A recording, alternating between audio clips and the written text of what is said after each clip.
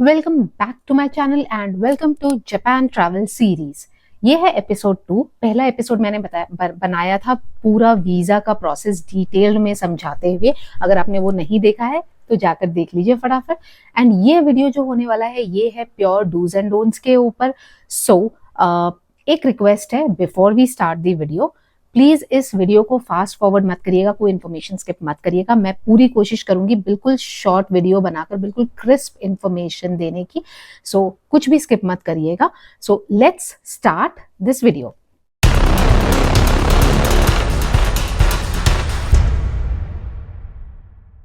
जैसा कि मैंने एपिसोड 1 में प्रॉमिस किया था कि वीजा प्रोसेस के बाद मैं लेकर आऊंगी एक full detailed video on all the do's and don'ts on Japan travel. क्योंकि जब भी आप जापान की ट्रैवल प्लान करने जाओ, you know all those confusions जो दिमाग में आता है कि क्या जापान सेफ है, क्या वहाँ के लोग पोलाइट हैं, हेल्पफुल है, क्या लैंग्वेज बैरियर बहुत है। और यार ये सब क्या पढ़ते रहते हैं हम, वहाँ पर हर जगह मेट्रो स्टेशन पर बहुत सारी सीढ़ियाँ होती है और हैवी सूटकेसेस लेकर सब क्लाइंब करना होता है सारे स्टेयर्स, यू नो। एंड ऐसे बहुत सारे कंफ्यूजन्स आते हैं जापान में, क्या देखूं क्या छोड़ूं। तो ये वीडियो स्पेसिफिकली उस सारे कंफ्यूजन्स को दूर करने के लिए है। एटलीस्ट मेरे ट्रैवल एक्सपीरियंस के हिसाब से क्या एक्चुअल डूज एंड डोंट्स मैंने फेस किया वो मैं सब शेयर करने वाली हूँ। और उसके साथ मैं ऐड करने वाली हूँ कुछ टिप्स जो आपके ट्रैवल को, आपके ट्रिप को बिल्कुल स्मूथ और कंफर्टेबल बना देंगे। सो बिना कोई डिले किए let's start episode 2 of Japan series. सबसे पहली चीज जो मैं आपको एज अ टिप देना चाहूंगी जो आपके ट्रिप को बहुत कंफर्टेबल बनाएगा, आपने बहुत जगह पढ़ा होगा, सुना होगा कि जापान में वॉक बहुत करना पड़ता है। Now is that true? Yes it is. बहुत ज्यादा वॉक करना पड़ता है जापान में। सो प्लीज इंश्योर कि आप कंफर्टेबल शूज कैरी करते हैं, मोस्ट प्रॉब्ली स्पोर्ट शूज और सो, ताकि आपके पैर बिल्कुल थके नहीं। ऐसा हो सकता है कि जब आप अकोमोडेशन बुक करेंगे तो यू नो आपको लगेगा ओ मेरे अकोमोडेशन के यहाँ से तो मतलब यू नो जो मेट्रो स्टेशन है, नियरेस्ट मेट्रो स्टेशन वो 500 मीटर्स ही दिखा रहा है या 700 मीटर्स ही दिखा रहा है, तो इतना तो चल जाता है। But trust me on this, आपका मेट्रो स्टेशन हो सकता है 500 मीटर्स ही दूर हो, मगर उस एंट्रेंस से लेकर इवन वो प्लेटफॉर्म तक आपको अंदर में कितना वॉक करना पड़ता है ना, पैर दुख जाएंगे। And then there would be few spots, जब आप कहीं पर, आप जब गूगल कर रहे होगे घर से निकलने से पहले कि कौन सा मेट्रो स्टेशन लूं, so there will be one metro station जो 500 मीटर की दूरी पे होगा, there would be another which is more feasible जो कि 800 मीटर की दूरी पे होगा। तो आप सोचोगे it's better to take that metro station. So इसलिए कंफर्टेबल शूज जरूर कैरी करिएगा। The second important thing which you need to have while you are in Japan is an umbrella or a raincoat. Japan का weather जो है unpredictable है, बारिश काफी हो जाती है, तो इसलिए इट्स एडवाइजेबल, मैं आपको ये सजेशन दूंगी कि आप यहाँ से अपना एक वो फोल्डेबल वाला छोटू वाला छाता या फिर अपना कोई वो रेनकोट आप अपने साथ कैरी करो। मिलता वहां पर भी है, हर लॉसन में, 7-Eleven में, फैमिली मार्ट में आपको वो ट्रांसपेरेंट वाले जो अम्ब्रेलाज होते हैं, जो आपने देखा होगा मेरे भी आने वाले वीडियोस में आप देखोगे मैं वो ले लेकर घूम रही हूँ। कोई में बहुत अच्छी क्वालिटी नहीं होती है, इतनी तेज हवा चलती है कि वो छाता बिल्कुल मुड़ जाता है। तो हाउएवर मिलता है वहां हर जगह। This transparent one, I think if I remember correctly, it costed me somewhere around 850 येन और सो करीब 500 रुपए का वो एक छाता पड़ेगा। और अगर आपको वो जब वापस लाना होगा तो यू नो, अगर आप वहां छोड़कर नहीं आते हैं और आप सोचते हैं यार पैसे खर्च किए तो वापस साथ में ले चलूं, और जापान से लिया हुआ छाता है क्यों नहीं वापस लेकर जाए, तो वो हाथ में एक एक्स्ट्रा आपका लगेज होगा, बिकॉज वो इतना बड़ा होता है कि आपके सूटकेस में किसी में फिट नहीं होने वाला है। तो ध्यान करके साथ में अम्ब्रेला या फिर रेनकोट जरूर लेकर जाइएगा। तीसरी चीज जो आपने सुनी होगी वहां के बारे में कि क्या यार वहाँ के लोगों को इंग्लिश आती है क्या, लैंग्वेज बैरियर बहुत सुना है, लोग पोलाइट होते हैं क्या, हेल्पफुल होते हैं क्या। मेरा एक्सपीरियंस बताऊं, 10 on 10। People are amazingly polite, बहुत पोलाइट है, बहुत पेशेंट है। और लैंग्वेज बैरियर होता है वहां पर, हर किसी को इंग्लिश नहीं आता है, but Google translate in that case is your friend. यहाँ से गूगल ट्रांसलेट डाउनलोड करके जाइए, जापानीज वाले लैंग्वेज को सेव करके जाइए। लोग आराम से आपको वहाँ पर आप जो भी बोलेंगे ट्रांसलेट करके दिखाएंगे उन्हें, वो आराम से पढ़ के आपको जवाब देंगे। और अगर उन्हें इंग्लिश आता होगा तब भी वो बहुत पेशेंटली आपको आंसर करेंगे। आप बिलीव नहीं करोगे, आप कोई भी टूरिस्ट इन्फॉर्मेशन सेंटर पे जाओ, आप मेट्रो के वो काउंटर पे जाओ जहाँ स्टेशन मैनेजर बैठा होता है, अगर आपके पीछे एक लंबी क्यू भी लगी होगी ना, तो भी वो आपको पेशेंटली, आपके अगर 10 क्वेश्चंस हैं तो उस 10 क्वेश्चन के बिल्कुल पेशेंटली आंसर करेगा और बिल्कुल सही तरीके से समझाएगा जब तक आप पूरी तरीके से समझ नहीं जाते हो। मैं सिर्फ एक इंस्टेंस शेयर करना चाहूंगी यहाँ पर।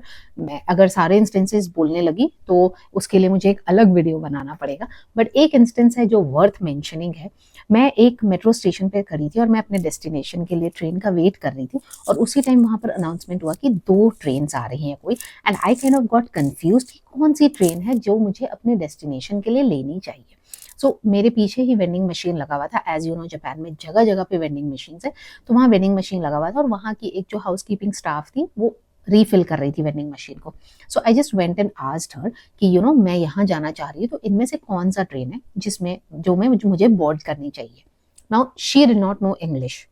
विल यू बिलीव इट, उसने एक्चुअली कॉल कर कर अपने एक स्टेशन कॉलीग को बुलाया। वो कलीग उसका मुझे नहीं पता कहाँ था स्टेशन पे। 2-3 मिनट बाद एक बंदा आता है, विच आई डिडंट इवन नो कि उसने बुलाया है।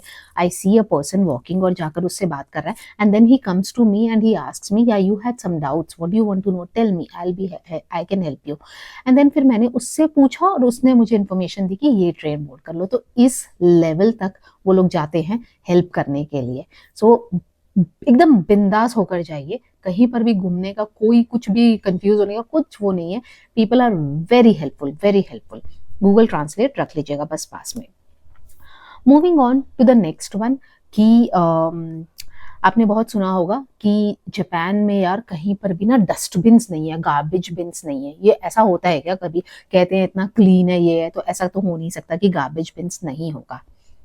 Truth, it is true. पूरे जापान में मेन स्ट्रीट्स में कहीं पर भी आपको डस्टबिन्स नहीं मिलेगा। द एडवाइजेबल थिंग इज, और the practice people follow over there is, आप अपने साथ हर वक्त अपने बैकपैक में एक गार्बेज कवर कैरी करते रहे। आपका जो भी कचरा होता रहेगा उसको आप उसमें इकट्ठा करते रहिए। There are few convenience stores जैसे 7-Eleven, फैमिली स्टोर, कुछ कुछ में, हर किसी में नहीं, हाँ कुछ कुछ में ट्रैश कैंस रखे रहते हैं, आप उसमें डाल सकते हैं अगर आपको दिख गया तो। नॉट एवरीबडी अप्रिशिएट्स दैट, उनको पसंद नहीं है बाहर का कचरा लाकर उनके ट्रैश कैन में डाला जाए, बट कुछ लोग कुछ नहीं भी बोलते हैं। बट बेस्ट प्रैक्टिसेस, आप अपने साथ एक गार्बेज कवर रखिए, सारा कचरा वहां इकट्ठा करिए, जब आप वापस अपने होटल या एयरबीएनबी पे आएंगे तो वहां पर सब डंप कर दीजिए। That's about garbage bins. Moving on to the next one, आप बहुत जगह पढ़ोगे कि यार वहां पर ना लोग अप्रिशिएट करते हैं अगर आप चलते हुए बाव करो, उनको ग्रीट करो या कुछ भी। ऐसा कुछ नहीं है। हाँ, आप किसी को देखो, अगर स्माइल कर दो, they will smile back, that's all. जो कि आई नो हमारे यहाँ पर भी अगर फॉरेनर्स देखकर हमें स्माइल करते हैं तो we smile back, it's a normal thing, that's it. हाँ, एक चीज और है जो कि again it's your choice, it's not a mandate. जैसे कि हमारे यहाँ जब फॉरेनर्स आते हैं और हम रोड पर मिले या कहीं शॉप पर मिले एंड दे टेल यू नमस्ते और शुक्रिया, कैसे हमारे फेस पे एक स्माइल आ जाता है, right? Exactly the same over there. I would suggest, like मैंने किया था, पूरी तरीके से आपकी मर्जी है। 4-5 कुछ फ्रेजेस है, जापानीज फ्रेजेस, अगर आप वो सिर्फ थोड़ा सा सीख कर चले जाएंगे, फॉर एग्जाम्पल अरिगातो गोजाइमास, विच मीन्स थैंक यू। तो अगर आप वो कभी भी शॉपकीपर्स को बोलते हैं या कहीं खाने जा रहे हैं वहां लोगों को बोलते हैं, कहीं पर भी आप उनसे मिलते हैं और उनको बोलते हैं ना, उनके फेस पे एक बहुत बड़ा स्माइल आ जाता है and they really appreciate it. बहुत काइंडली, बहुत अच्छे से बात करते हैं आपसे। So that's it. By the way, अगर आपको ये 4-5 फ्रेजेस वैसे तो इंटरनेट पे बहुत इजीली अवेलेबल है, बट अगर आपको हेल्प चाहिए तो मुझे इंस्टाग्राम पे डीएम कर दीजिए या फिर मुझे कमेंट कर दीजिए यहाँ पर। I will help you with those. Moving on to the next thing कि यार जापान में बोला जाता है हर जगह साइलेंस होनी चाहिए, you can't talk, you can't be loud. ये सच है क्या? हाँ, it is true. People over there they respect public space के एटिकेट्स जो होते हैं उनको। आप अगर पब्लिक ट्रांसपोर्ट में हो, चाहे आप मेट्रो में हो, बसेस में हो, कहीं पर भी आप टूरिस्ट स्पॉट्स पे हो, you will notice that people are very silent. और अगर वो बातें भी करते हैं तो बहुत धीरे से बातें करते हैं, बहुत धीमी आवाज में बात करते हैं, अनलाइक अस। तो आपको शोरगुल कहीं नहीं मिलेगा। ओसाका में स्पेसिफिकली अगर आप दोतुनबोरी एरियाज में जाएं, जो कि एक्चुअली फेमस है नाइट लाइफ के लिए, फूड, स्ट्रीट फूड के लिए एंड ऑल, वहां पर बिल्कुल अलग है। जैसे अपने गोवा के स्ट्रीट्स में होता है, यू विल सी बिल्कुल हैपनिंग लाइफ ओवर देयर, सब किचर पिचर and all that. But otherwise majority of the places overall Japan में, चाहे वो क्योटो बोल लो, नारा बोल लो, टोक्यो ऑफ कोर्स बोल लो, हर जगह यू विल सी की शांति बहुत है। तो प्लीज रिस्पेक्ट दैट। कहीं पर भी आप जाओ तो अगर आप बातें भी कर रहे हो तो धीरे में, ये नहीं कि बातें मत करो, बातें करो, आप अपने ग्रुप के साथ एंजॉय करो, फैमिली के साथ एंजॉय करो, बस धीरे से बातें करो, डोंट बी लाउड। दूसरी वेरी इंपॉर्टेंट चीज जो सिर्फ जापान में नहीं है, it's there across lot of abroad places. मैं सिंगापुर में भी नोटिस किया, हांगकांग में भी नोटिस किया, मलेशिया में भी है, कि एस्केलेटर का जो एक प्रैक्टिस बोल लो आप, एस्केलेटर पे जो वो लोग करते हैं वो है कि लेफ्ट साइड पे खड़े होना। तो क्या होता है कि आप एस्केलेटर पे लेफ्ट साइड पे खड़े रहो, राइट साइड खाली रखो, ताकि किसी को अगर जल्दी है और जल्दी जल्दी जाना है तो राइट साइड बिल्कुल फ्री है उनके लिए, वो जा सकते हैं। इसमें बस एक चीज ध्यान रखना है, जो आपको वहां पर जाकर भी पता चल जाएगा। टोक्यो में they have a practice left side पे खड़े होने का, और ओसाका में उल्टा है, राइट साइड पे खड़े होते हैं। मुझे नहीं पता ऐसा क्यों है, मगर ऐसा है।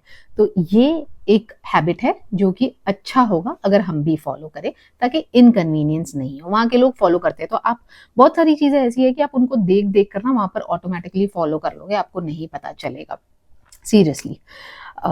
Okay, moving on to the next one. जो सबसे ज्यादा वहां पर जिसके बारे में बात होती है कि यार वो गूगल मैप वहां पर कितना इफेक्टिव है। गूगल मैप से पहले हम बात करते हैं वाईफाई के बारे में, कि आपने कहीं कहीं पढ़ा होगा या सुना होगा कि यार जापान में ना पूरे कंट्री में वाईफाई ऐसे फ्री है, आप कनेक्ट करो और बिल्कुल आराम से घूमो फिरो एंड ऑल। क्या ये सच है? नहीं, ये पूरी तरीके से सच नहीं है।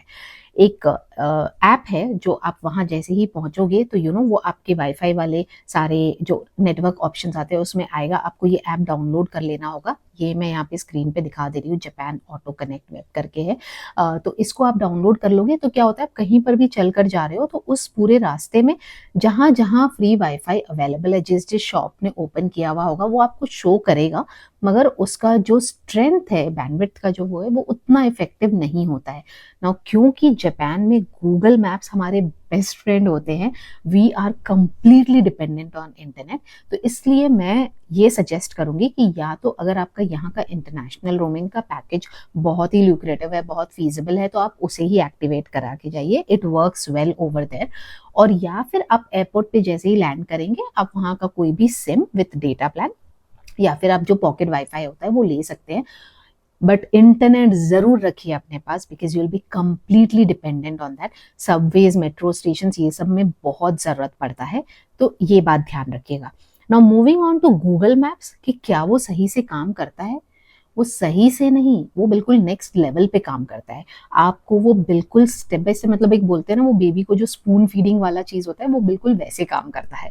आपको कौन से स्टेशन से बोर्ड करना है मेट्रो, कौन से स्टेशन पे उतरना है, कौन से प्लेटफॉर्म पे जाना है, कौन सा एग्जिट लेना है, सारा कुछ डिटेल्स उसमें आता है। बस थोड़ा सा आपको नेविगेशन आना चाहिए, जो आप यहाँ पर भी अगर गूगल मैप्स यूज करते हैं तो आपके लिए उतना डिफिकल्ट नहीं होगा।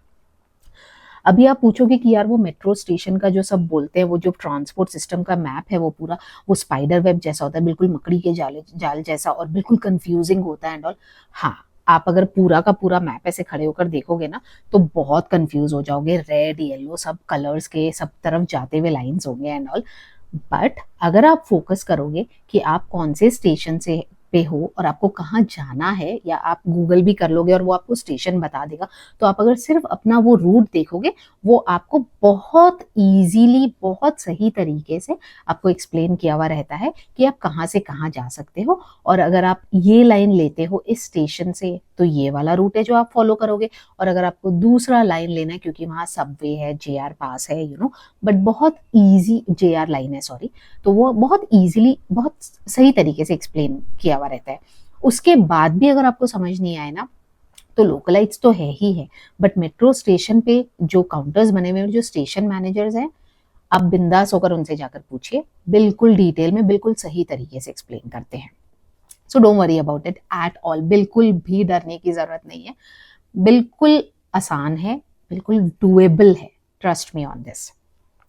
अब जब हम ये बात कर रहे हैं तो आप ये पूछोगे कि यार ये क्या है, सबवे टिकट सुना है, JR पास सुना है, ये सब क्या है।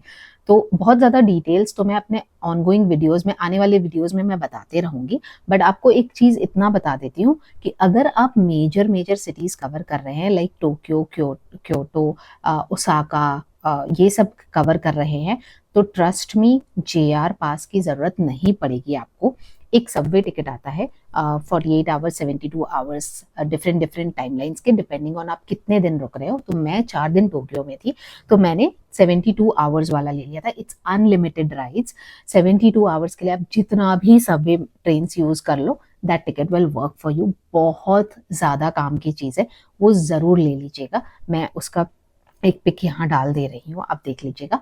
तो वो ज़रूर ले लीजिएगा। अलॉन्ग विद दिस जो दूसरा चीज़ आपको लेना होगा वो है स्वीका card.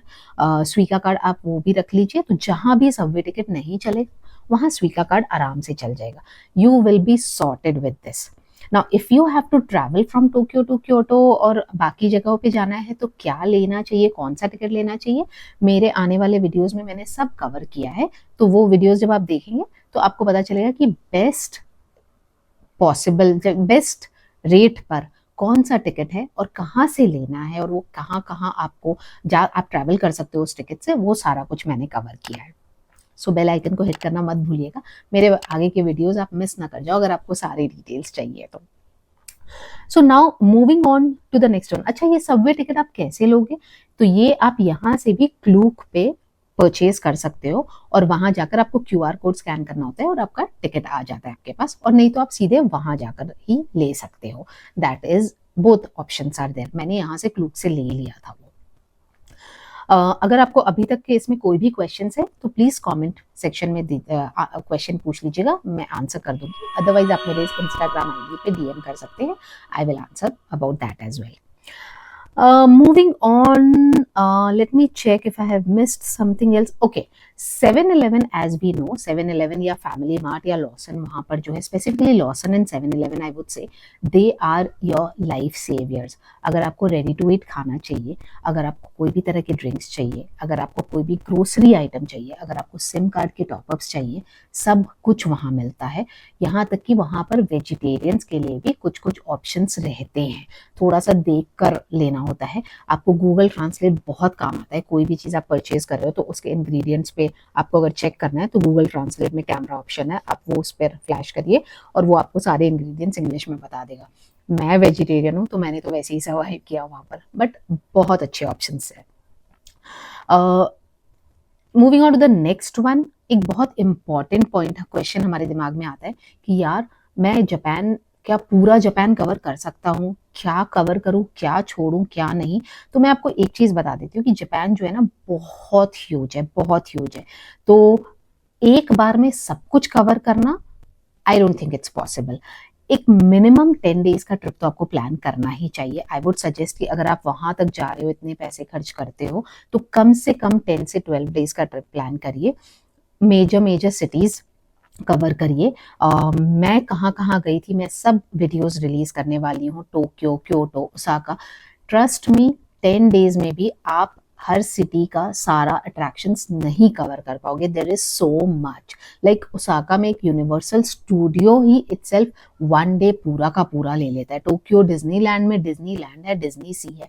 So there is lots lots and lots. So please इस डर में मत रहिए कि मैं ये नहीं कवर कर पाऊंगा, वो नहीं कवर कर पाऊंगा। सब कुछ एक बार में, अनलेस आप बिल्कुल 1-1.5 महीने की ट्रिप बना के जा रहे हो, पॉसिबल नहीं है कवर करना। आइटनरी मैं शेयर करूंगी अपने नेक्स्ट वीडियोस में, मैं कहाँ कहाँ गई थी वो शेयर करूंगी, और हाँ, मैं क्या क्या चीज नहीं कवर कर पाई, मेरी क्या क्या लर्निंग्स है, मेरे क्या क्या मिस्टेक्स हुए, वो भी शेयर करूंगी ताकि आप वो मिसेस ना करें। तो इसलिए मैं बार बार कह रही हूँ कि सब्सक्राइब कर दीजिए चैनल को और बेल आइकन को हिट कर दीजिए, कुछ भी मिस मत करिएगा। एक इम्पॉर्टेंट चीज जो रह गई है वो है कि आप लोगों ने बहुत देखा होगा कि जापान में सब सीढ़ियां बहुत चढ़ रहे हैं। मैंने भी इंस्टाग्राम रील्स डाले हैं, कॉमेडी वाले, कि जहां पर सूट केसेस लेकर हम चले जा रहे और मैं स्टेयर्स भी क्लाइम कर रही हूँ and all. Is it true? Japan के बारे में बात कर रहे हैं हम, एडवांस टेक्नोलॉजी एंड ऑल, 2050 में जी रहे हैं वो लोग। ऐसा कहीं नहीं, कुछ नहीं है। हर जगह एलिवेटर्स, एस्केलेटर्स है, आपको बस साइन बोर्ड्स देखना होगा कि कौन से एग्जिट के पास या कहाँ पर वो एलिवेटर्स है, वहां तक आपको सूटकेस ड्रैग करके लेकर जाना है एंड देन आप आराम से लिफ्ट्स में जा सकते हो। ऐसा कहीं नहीं है कि आपको स्टेयर्स पे उठा उठा के जाना है, तो मत इतना टेंशन लीजिएगा। तो गाइस, ये थे real dos and don'ts of Japan travel. तो कोई टेंशन मत लीजिए, कोई ओवर थिंकिंग मत करिए, कोई कंफ्यूजन्स मत रखिए, आराम से जाइए। आपको ये अगर आराम से जाइए, आराम से प्लान करिए। कोई क्वेश्चन हो मुझे कमेंट करिए। अगर ये वीडियो हेल्पफुल लगा हो तो प्लीज़ एक लाइक कर दीजिएगा, चैनल को सब्सक्राइब कर दीजिए। मिलते हैं नेक्स्ट एपिसोड में विद सम न्यू कंटेंट। तब तक के लिए आरिगातो गोजाइमास।